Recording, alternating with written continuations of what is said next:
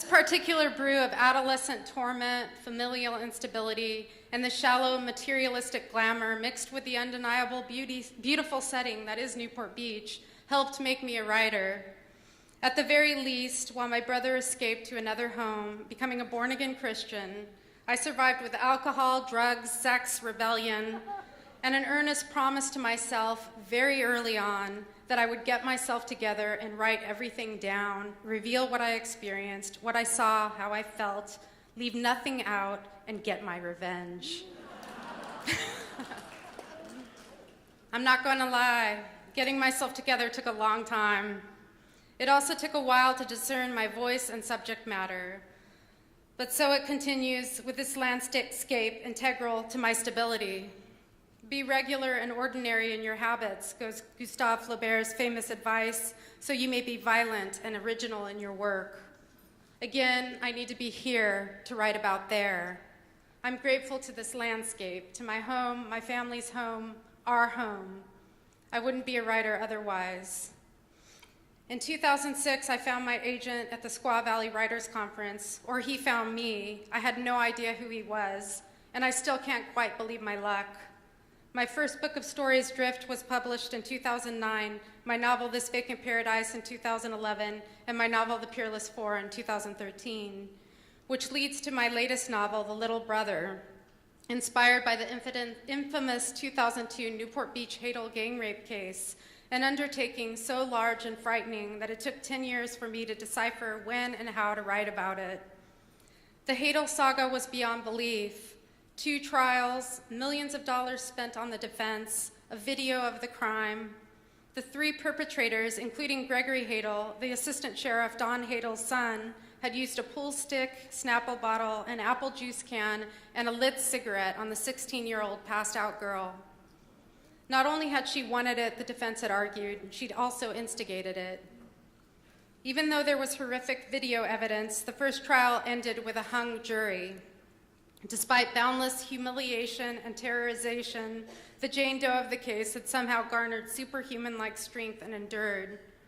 Ultimately, she prevailed and, in the process, exposed a money-based flood of corruption.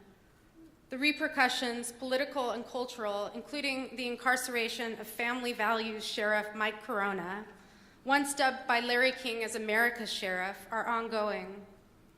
When Jane Doe decided to go public with her story and name, Alyssa Kaplan, in April 2012, I reached out to her.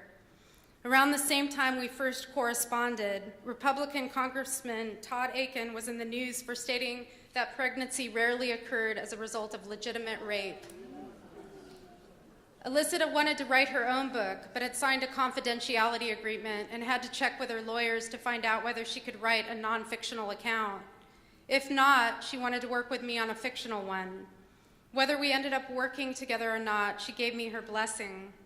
We both agreed that her story encompassed more than one book. She wanted to become a spokesperson for survivors of such crimes against women, so she encouraged my further shining a spotlight on her story. My connection to Alyssa, to the Hadel case itself, was personal. From the moment I'd first read about her years before, I knew that she could have been me. In high school, my best friend, and still one of my closest friends, lived within walking distance of the Hadel home, where Alyssa had been gang raped in the garage close to 14 years after I'd graduated. My best friend's parents moved to a fancier home, where they still live, which happens to be in close proximity to the Hadel's current residence. Alyssa was able to write her nonfiction book. She could tell her story, and now that I had her blessing, I began to write The Little Brother. In time, I discovered my narrator, the younger brother to one of the rapists. In retrospect, because I was raising sons who were in their teens and involved in sports, including football, the question of how some young men, 15, 16, 17 years old, might think it's okay to rape became vital. I did send a galley to Alyssa, and to this date, she has yet to respond. If I'd been told that I would write a novel through the point of view of the rapist's brother and that I'd gain compassion for the family, I wouldn't have believed it. I also wouldn't have believed that my novel would enrage the reporter whom I admired, who'd connected me with Alyssa in the first place. or that Dawn Hadel's sister and her son would attend a reading in Laguna Beach, and that later we would talk by phone and she would tell me that her son, who'd grown up in the shadow of shame cast by his cousin, had told her that for the first time in his life, he felt something good had come out of what had happened. And that while she didn't agree, in fact, she didn't know how she felt about the little brother, because he is her son, whom she loves more than the world, she wanted me to know.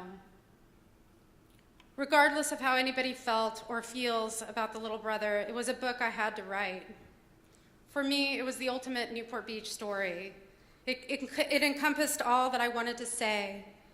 But also in writing the book, I found surprising sources of compassion and empathy for everyone whose life was damaged. It's for discoveries like that, self-knowledge, but also a sense of how I am connected to the world, that I love to write. Thank you.